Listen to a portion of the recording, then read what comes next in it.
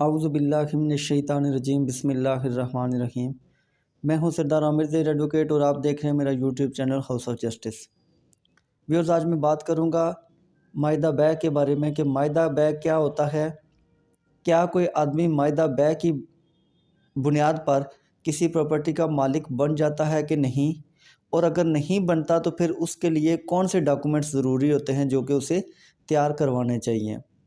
Video की depth में चलने से पहले एक छोटी सी रिक्वेस्ट कि जिन भाइयों ने मेरे चैनल हाउस ऑफ जस्टिस को सब्सक्राइब नहीं किया, या जो भाई मेरे चैनल हाउस ऑफ जस्टिस पर नए हैं, तो उनसे रिक्वेस्ट है कि काइंडली मेरे चैनल को सब्सक्राइब कर लें और साथ में जो बेल आइकन है उसको भी प्रेस कर लें ताकि मेरी आने वाली वीडियोज़ के नोटिफिकेशन आप तक बर वक्त पहुँच सकें। तो बात मैं कर रहा था मायदा बै के बारे में। सबसे पहले सवाल ये पैदा होता है कि मायदा बै होता क्या है।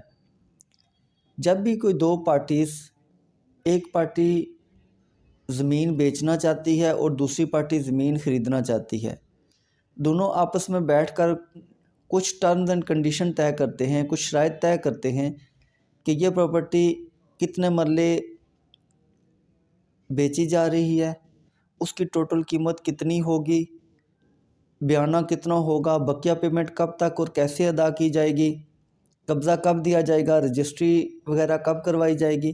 तो ये सारी जो डिटेल्स हैं, ये जब तय करने के बाद दोनों पार्टीज़ इसको एक स्टाम्प पेपर पर लिख लेती हैं, तो ये एक मायदा बै बन जाता है। इसी को मायदा बै कहते हैं।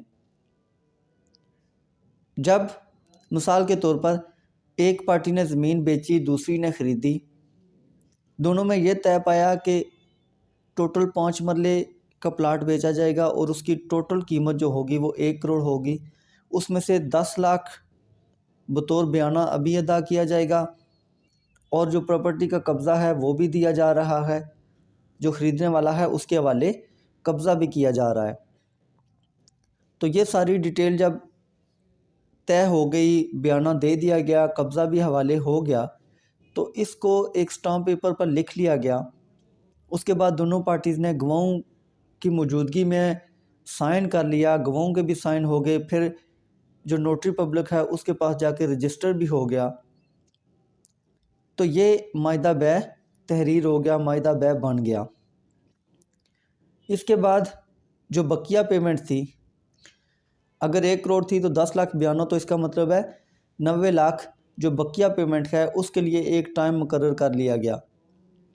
अब जो ख़रीदने वाली पार्टी है, कुछ दिन गुज़रे, उन्होंने जो बकिया पेमेंट थी वो भी अरेंज कर ली। उन्होंने बेचने वाली पार्टी से रब्ता किया कि हम ये पेमेंट अदा करने के लिए तैयार हैं। इसके बाद दोनों पार्टीज़ इकट्ठी होती हैं, जो बकिया पेमेंट है वो पूरी अदा की जाती है और उसके बाद एक और एग्रीमेंट बना लिया जाता है। इसी तरह स्टाम्प पेपर पर बना लिया जाता है और बेचने वाला ये लिख के दे देता है कि मैं इस प्रॉपर्टी की जो बकिया पेमेंट थी वो मैं आज रिसीव कर रहा हूँ और 10 लाख मैंने पहले रिसीव कर ली थी, इस तरह मैंने टोटल कीमत वसूल कर ली है। अब ये प्रॉपर्टी जो ये ख़रीदने वाला है इसके नाम मैं कर रहा हूँ, इसका कब्ज़ा भी ऑलरेडी मैं दे चुका हूँ। फिर उसी तरीके से दोनों पार्टीज़ के साइन होते हैं और गवाहों के भी साइन हो जाते हैं, नोटरी पब्लिक से भी साइन हो जाता है। तो ये दूसरा मायदा बै तहरीर हो गया। एक पहले तहरीर हुआ था बयाना के टाइम, ये दूसरा तहरीर हो गया। अब जो ख़रीदने वाला है उसने तमाम रकम अदा कर दी है, कब्ज़ा भी प्रॉपर्टी का ले लिया है, लेकिन इसके बावजूद इस मायदा बै की बुनियाद पर वो इस प्रॉपर्टी का मालिक नहीं बन जाता। अब भी अगर महकमा माल का जो रिकॉर्ड है उसमें देखा जाए तो मालिक जो होगा उसमें वही पुराना आदमी जो बेचने वाला है उसी का नाम लिखा होगा। मायदा बै की बिना पर बेशक आपने पूरी पेमेंट अदा कर दी है या सिर्फ बयाना अदा किया है, आप उसके मालिक नहीं बन जाते। मलकियत के लिए आपको क्या करना होगा? मलकियत के लिए आप ये करेंगे कि जब भी आप किसी प्रॉपर्टी की पूरी पेमेंट करें तो आप उस आदमी को बता दें कि मैं पूरी पेमेंट तब करूँगा। बयानों तो आप जब दें तो एक मायदा बै तहरीर कर लें, वो ज़रूरी होता है, लेकिन जब आप फुल एंड फाइनल पेमेंट करने के लिए तैयार हो जाएं तो उसके लिए आप ऐसे करें कि एक जो सेल डीड होती है, जिसे हम रजिस्ट्री भी कहते हैं, अक्सर लोग उसे रजिस्ट्री के नाम से तो जानते हैं लेकिन सेल डीड बहुत कम लोग जानते होंगे। तो आप इस तरह करें कि एक सेल डीड तैयार करवाएं, वही जिसे रजिस्ट्री कहते हैं वो तैयार करवाएं, और सब रजिस्ट्रार के ऑफिस में जाएं। वहां जाकर जो बेचने वाला है वो अपने बयान दे कि ये प्रॉपर्टी इस आदमी जो ख़रीदने वाला है इसके नाम पर ट्रांसफ़र कर दी जाए, मुझे कोई एतराज़ नहीं है। और तब आप जाकर वहाँ पर उसकी पेमेंट जो बकिया पेमेंट है वो कर दें, ताकि प्रॉपर्टी आपके नाम हो जाए। अगर वो बेचने वाला ये बयान दे देगा, रजिस्ट्री हो जाएगी, तब आप उस प्रॉपर्टी के मालिक बनेंगे। अदरवाइज़ बेशक आपने पूरी पेमेंट कर दी है, इसके बावजूद आप उस प्रॉपर्टी के मालिक नहीं होंगे, वो मायदा बै आपके किसी काम का नहीं होगा।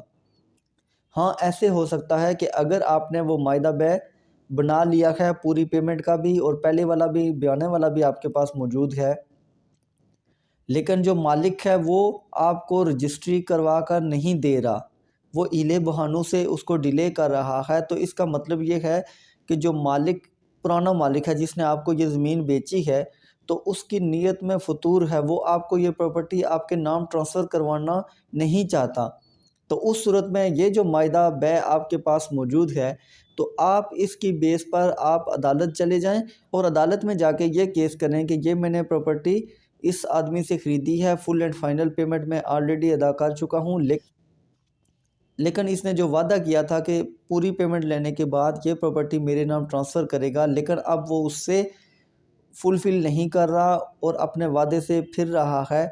लिहाजा ये प्रॉपर्टी मेरे नाम की जाए। जब आप ये दावा करेंगे, दूसरी पार्टी को बुलाया जाएगा, वहाँ पर फिर आप सारे सबूत वगैरह पेश करेंगे तो अदालती डिग्री आपको मिलेगी, तब आप जाकर फिर मालिक बन सकेंगे, आपके नाम रजिस्ट्री हो जाएगी। अदरवाइज़ आप सिर्फ़ अगर ये लेकर मायदा बै बैठे रहेंगे तो फिर आप मालिक नहीं बन सकते, चाहे जितना भी उसमें अरसा गुजर जाए।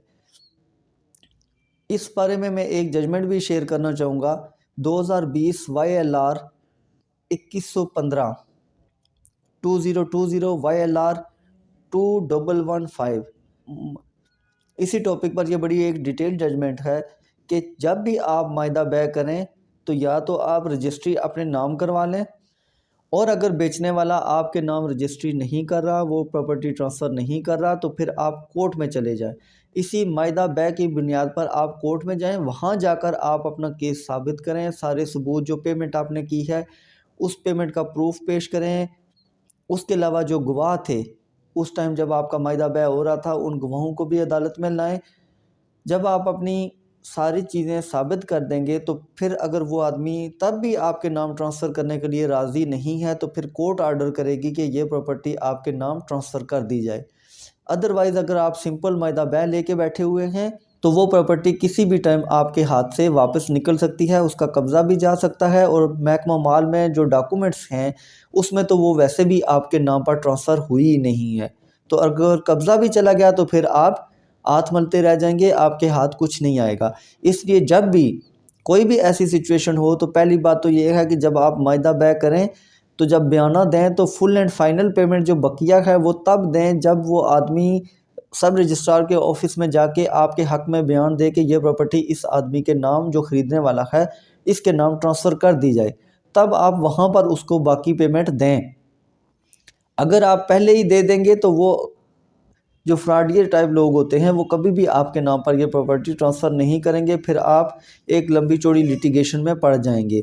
तो इसलिए ये बात ज़हनशीन कर लें कि जब भी प्रॉपर्टी ख़रीदें तो सिंपल जो स्टाम्प पेपर पर ये नोटरी पब्लिक के पास जाके रजिस्टर वगैरह करवाते हैं, इसकी कोई लीगल वैल्यू इस लिहाज से नहीं होती कि इसकी बिना पर आप मालिक नहीं बन सकते, लेकिन ये एक प्रूफ ज़रूर होता है कि ये प्रॉपर्टी आप ख़रीद रहे हैं और इसकी इतनी पेमेंट फ़लाँ आदमी ने रिसीव कर लिया। इस हद तक ये डॉक्यूमेंट तो वैलिड है, इसकी वैल्यू है, लेकिन इससे ज़्यादा नहीं है, क्योंकि इसकी बेस पर आप किसी भी प्रॉपर्टी के मालिक नहीं बन जाते। तो व्यूअर्स, ये थी मायदा बै के बारे में कुछ इन्फॉर्मेशन जो मैंने आपके साथ शेयर करना ज़रूरी समझा। उम्मीद है वीडियो पसंद आई होगी। अगर वीडियो पसंद आई है तो कमेंट सेक्शन में अपना फ़ीडबैक ज़रूर दीजिएगा। इसी के साथ इजाज़त चाहूँगा। अपनी दुआओं में याद रखिएगा। फ़ी अमानिल्लाह।